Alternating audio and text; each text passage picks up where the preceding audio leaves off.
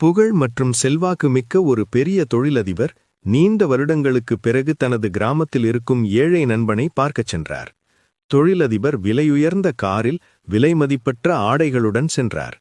அவரது நண்பனோ இன்னும் அதே பழைய ஓட்டு வீட்டின் திண்ணையில் அமர்ந்து தையல் வேலை செய்து கொண்டிருந்தான். தொழிலதிபர் காரிலிருந்து இறங்கியதும் நண்பன் ஓடி வந்து கட்டிப்பிடித்துக் கொண்டான். இருவரும் நீண்ட நேரம் பழைய நினைவுகளை பேசி மகிழ்ந்தனர். மதிய உணவின் போது அந்த ஏழை நண்பன் ஒரு தட்டில் பழைய சோறும் சுட்ட துவையலும் வைத்தான். தொழிலதிபருடன் வந்த உதவியாளர் முகம் சுளித்தார். இவ்வளவு பெரிய கோடீஸ்வரருக்கு இதையா கொடுப்பது என்று அவர் நினைத்தார். ஆனால் தொழிலதிபர் அந்த உணவை மிகவும் ருசித்துச் சாப்பிட்டார்.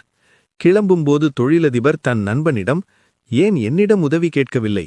உனக்கு தேவையான அனைத்தையும் என்னால் செய்ய முடியுமே" என்றார்.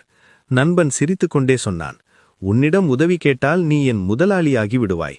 எனக்கு என் நண்பன்தான் வேண்டும். உன் பணத்தை விட நீ இன்னும் அந்த பழைய சுவையை மறக்காமல் என்னுடன் அமர்ந்து சாப்பிட்டாயே, அந்த அன்புதான் எனக்கு பெரிய சொத்து." நீதி: உண்மையான நட்பு அந்தஸ்தையும் பணத்தையும் பார்ப்பதில்லை.